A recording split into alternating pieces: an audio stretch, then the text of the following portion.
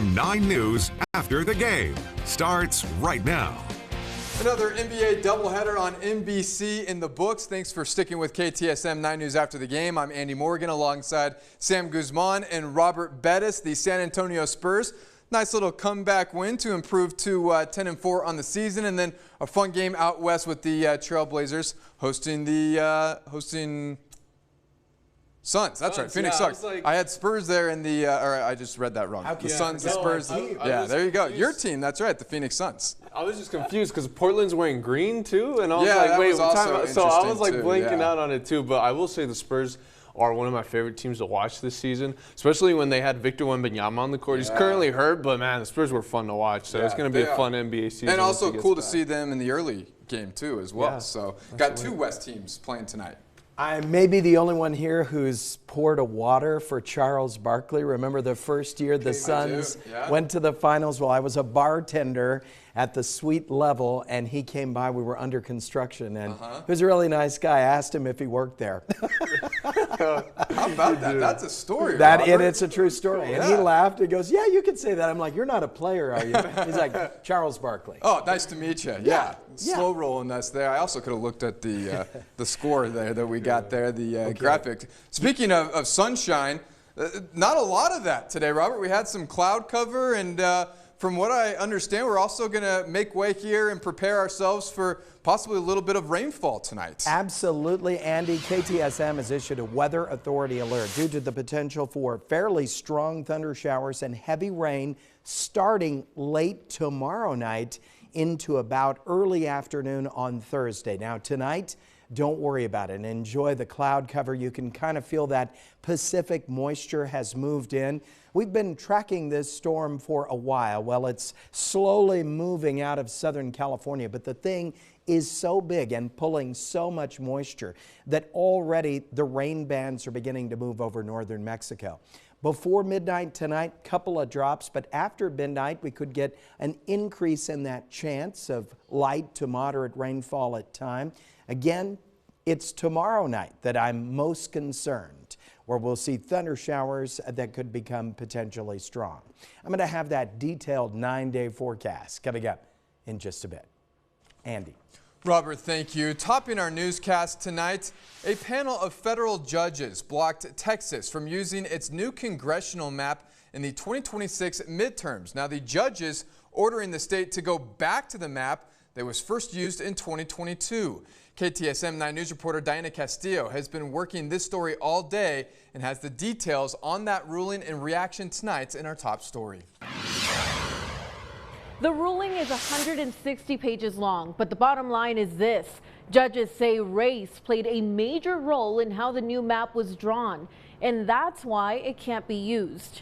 The current congressional map, the one first used in 2022, will stay in place for the 2026 election. A 3-judge panel in El Paso ruled that there is substantial evidence that the 2025 map was drawn with race as the driving factor. The map that was blocked would have created more Republican-leaning seats statewide. But the court pointed to a letter from the U.S. Justice Department and pressure from the Trump administration saying both pushed lawmakers to redraw districts in a way based on race, not just politics. Today's decision is a major victory that confirms what we have been saying for months, that the maps that Republicans passed in August were blatantly discriminatory, blatantly violated the Constitution, and violated the Voting Rights Act.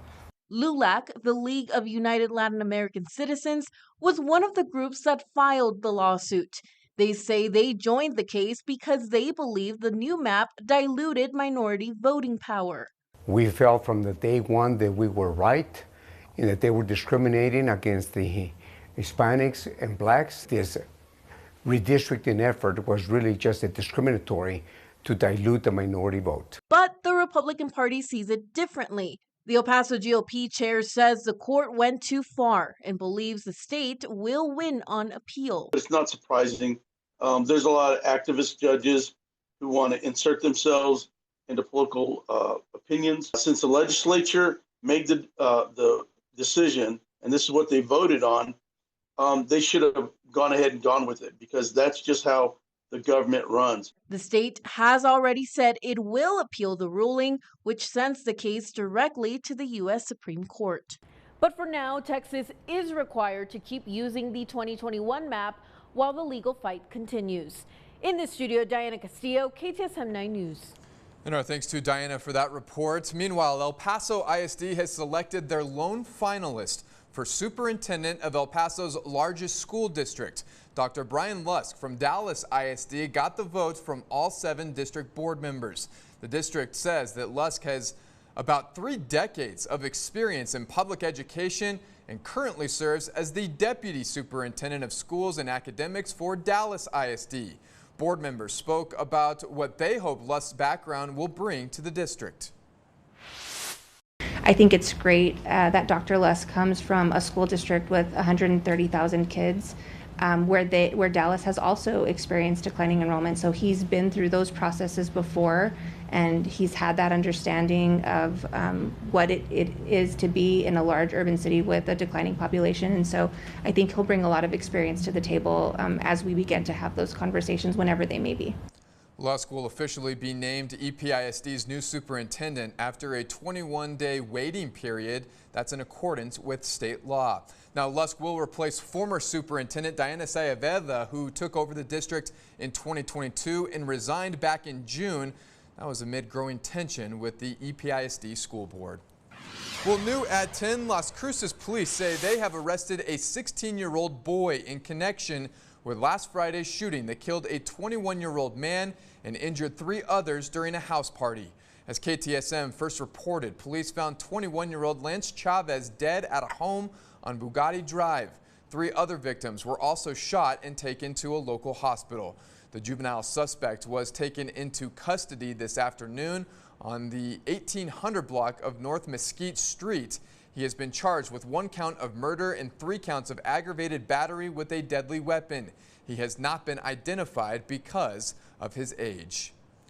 The criminal case against former El Paso City Council member Joe Molinar has been dismissed. Molinar was charged with failure to stop and report a collision that he was involved in earlier this summer. If you remember, the incident happened back on June 29th at a parking lot on Loma Land. The video shows what looks to be Molinar backing up into another car that was parked and left. However, Molinar's attorney confirming to KTSM today that the case was dropped because there was no financial loss for the driver of the vehicle that Molinar hit. Molinar served a single term on the city council from 2021 to 2025. Now, the DA's office sent a statement about the reason for the case being dropped, saying the office is prioritizing the prosecution of crimes that directly impact the safety of the community. They also say, in part, quote, Mr. Molinar's case was handled consistently with other first-time offenders accused of a nonviolent misdemeanor offense. His former status or occupation played no role in the outcome of the case, end quote. Well, today is Eddie Guerrero Day in honor of the late wrestling legend and hometown hero. Coming up, how his life and legacy continues to live on. Plus, New Mexico State's UTEP. The 102nd Battle of I-10 will kick off on Saturday. Both teams talking the talk ahead of this one. We're going to bring you the war on words. Thanks for choosing KTSM 9 News after the game, putting local first.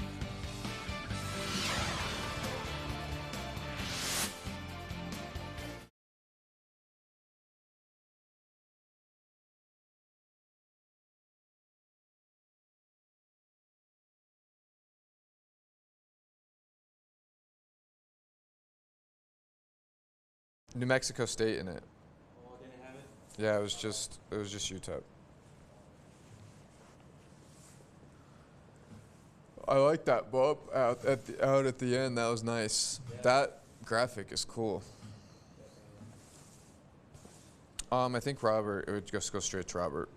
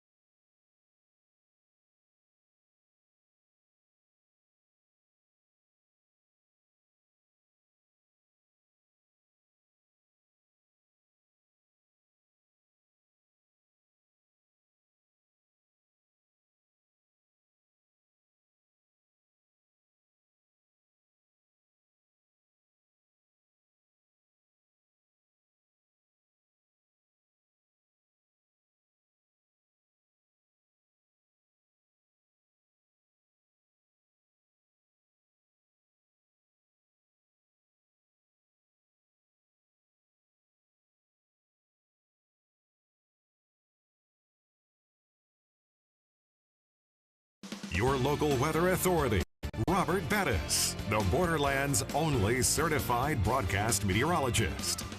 KTSM has issued a weather authority alert due to the potential for strong storms starting tomorrow night, Wednesday night, through about midday on Thursday. I see a window opening, a very high instability.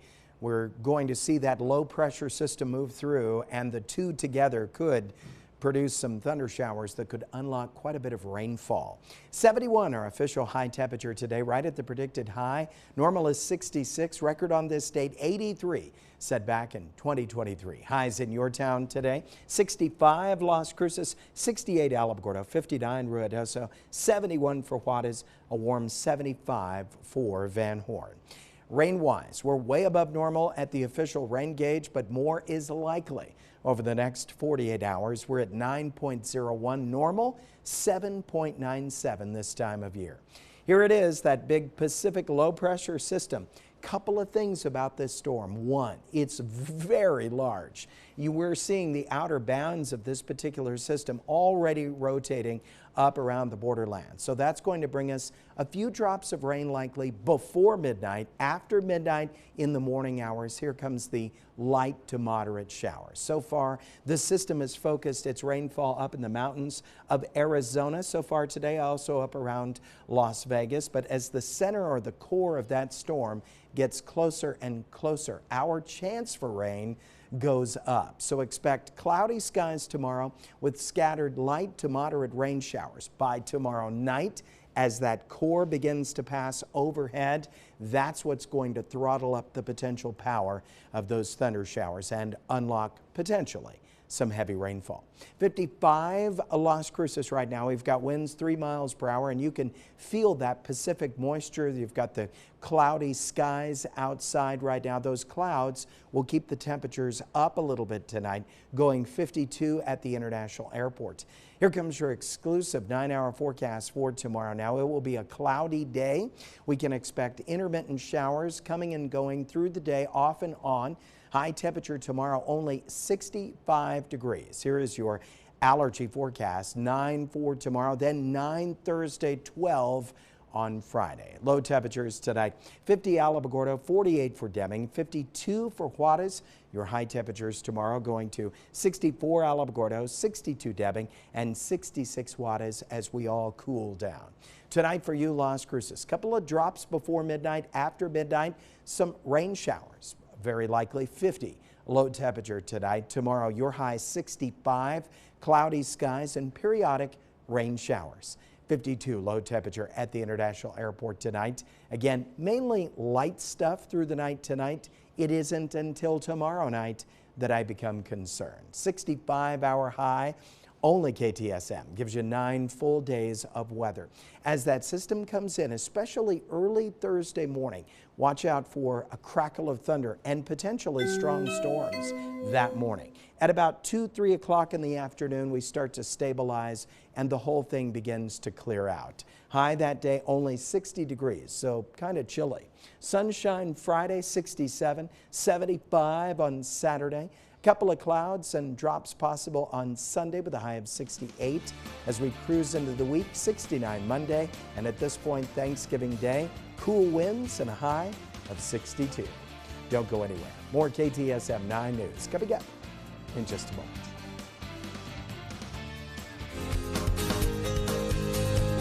Más Las Cruces. Hello, my name is Jeremiah Hernandez. I am the Assistant Gas Supervisor for our Gas Utilities Department. Now that we are getting into the colder season here in the city of Las Cruces, we would like to let you know to get familiar with your gas appliances that you might have inside your home or residential or any commercial building. This would include gas stoves, furnaces, central heating system, water heaters, clothes dryers, and indoor or outdoor fireplaces. This would also include pool and spa heaters and barbecue. What to do if you do have a gas odor inside your home? Please step out immediately, and when doing so, do not use any open flames, do not turn on any electrical devices, or turn on any light switches. Please call in our emergency dispatch number immediately, and before entering back into the home, verify please with our emergency personnel before doing so. We are here to help and be committed to the city of Las Cruces. please stay warm, stay safe out there, and thank you for doing your part. For any more information, please visit the website that you see on the screen. Más las cruces.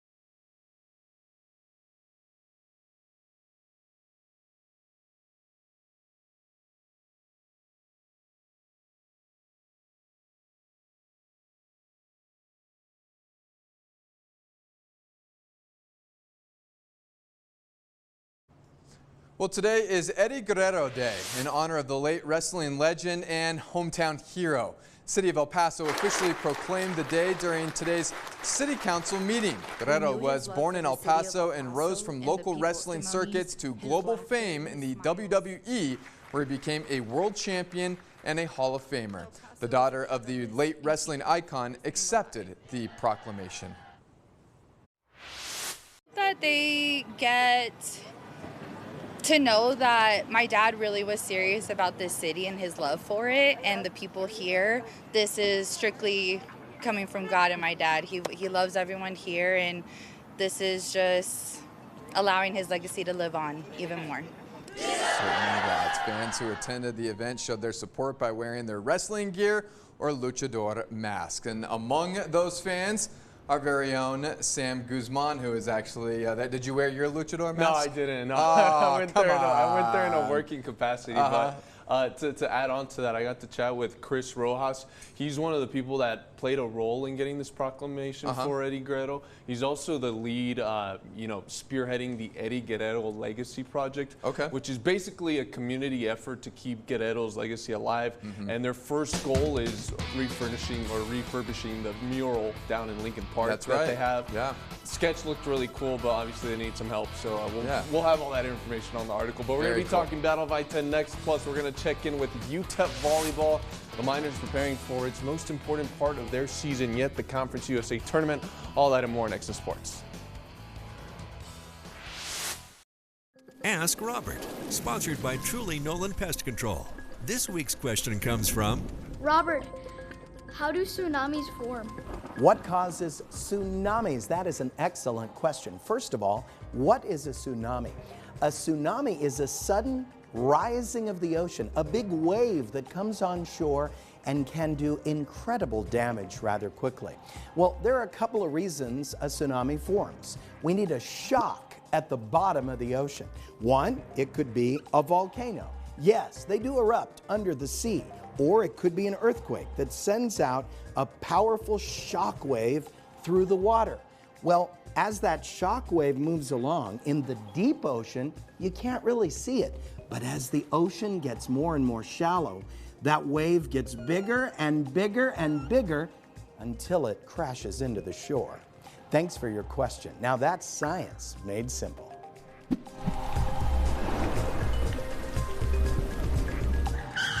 This segment is sponsored by Truly Nolan.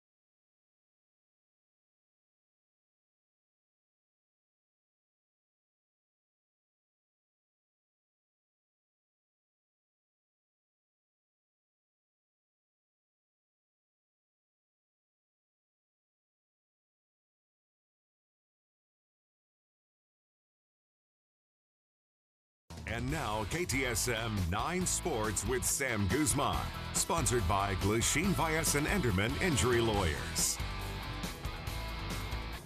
We are 4 days out from the 102nd edition of the Battle of I-10 on the gridiron. UTEP and New Mexico State football meet Saturday at the Sun Bowl in what could be their final matchup for the foreseeable future. The rivalry will go on pause after this season, and there's no clear timeline for when the game will return to the schedule. So this weekend becomes a stage for one last statement for now in a rivalry woven into the fabric of Borderland football. UTEP heads into Saturday in a similar spot as New Mexico State, well below 500, but their Battle of I-10 rivalry fire is burning fiercely. The Miners' bowl hopes were crushed earlier this month, and at 2-8, the focus now is simply finishing the regular season strong. A win over NMSU at the Sun Bowl in front of the Miners faithful could go a long way, so it's a big week in El Paso as UTEP is treating this as its most important game of the season. When it went over yesterday, just how important of a game that this is for our program, and how important of a game it is for our fans and for the city of El Paso. This is our bowl game. I told the guys yesterday, this is the way we're going to treat this week. We're going to treat this just like a bowl game. This is a big time game. We know that. And it's a big deal. Just being able to send our seniors out with the Battle of I-10 victory. A lot of them, with the transfer portal and stuff like that, is their first one. But as soon as they stepped foot in this building, I don't think they had any love for the Aggies really. So they're excited to play. We're excited to play. It's a trophy game, so it's going to be a good game for us, a big game for us, and we're excited. 2023 was the last time the Battle of I-10 was played at the Sun Bowl. The Diego Pavia-led Aggies beat UTEP 28-7. Now UTEP has the chance to win the rivalry game in front of their home crowd. Meanwhile, New Mexico State wants its leg back on UTEP after last season's game, a game NMSU lost at home. And the Aggies have not been shy about how much they're drawing from that loss as they chase a win in El Paso. Let's take you back to last season's matchup real quick. It was the 2024 season finale, and both teams were well below 500, just like how they are at this point of the year. New Mexico State came out rolling in front of its home crowd, jumping ahead 24-7 in the second quarter. But then UTEP caught fire. 35 unanswered points, including a 93-yard punt return touchdown by Cam Thomas that completely flipped the momentum of the game. Despite dominating on paper, 543 to 298 in total yards, 33 to 14 in first downs, and 40 minutes to 20 in time of possession, New Mexico State lost that game, and UTEP walked out with a 42-35 win. So New Mexico State knows exactly what it needs this time around to make plays and finish, or at risk a repeat of last year.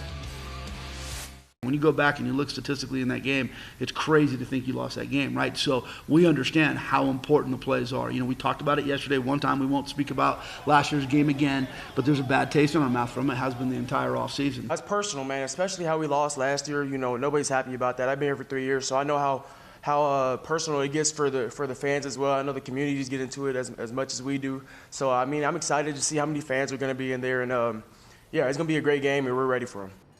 Finishing games has been a problem for New Mexico State this season, and they'll try to fix that on Saturday. NMSU, UTEP, Sun Bowl, 1 p.m. kickoff on Saturday.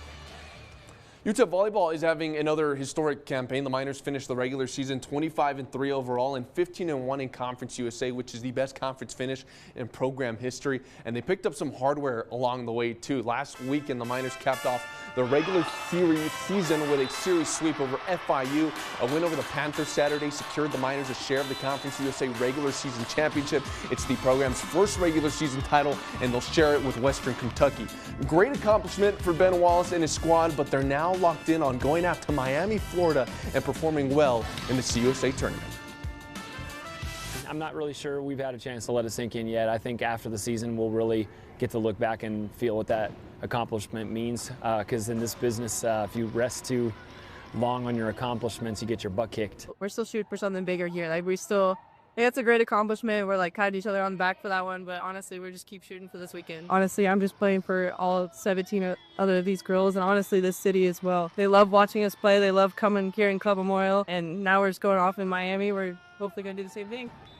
UTEP was knocked out of last year's tournament semifinals. The Miners are definitely using that as motivation heading into this year's CUSA tournament. UTEP opens up the tournament on Friday with a match against Missouri State. First serve is at 10 a.m.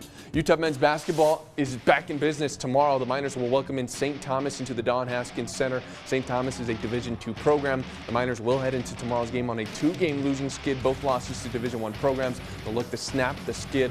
Tip-off for tomorrow's game at the Don is at 7 p.m. That's going to be your look at sports. We'll be right back after the break.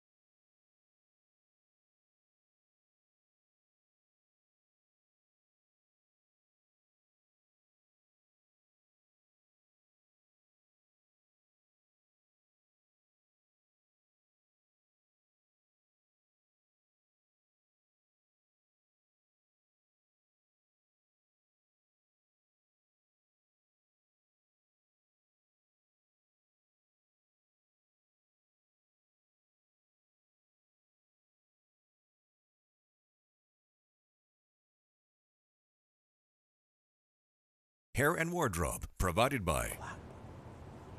Would you like to be a weather watcher? Please send those fantastic pictures to news@ktsm.com. Here's a look at your forecast. KTSM has issued a weather authority alert due to the potential for strong storms late Wednesday night through midday on Thursday. We've got a very unstable atmosphere that could produce some pretty decent storms and heavy rainfall. After Thursday evening, it all clears up. 67 Friday, 75 by Saturday, and then some clouds and 68 on Sunday. At this point, Thanksgiving Day looking good, a little cool and windy, 62. Of course, it would cool down that day. Right there. All right. We'll keep an eye on that one. Thank you for joining us. We'll be back with you tomorrow.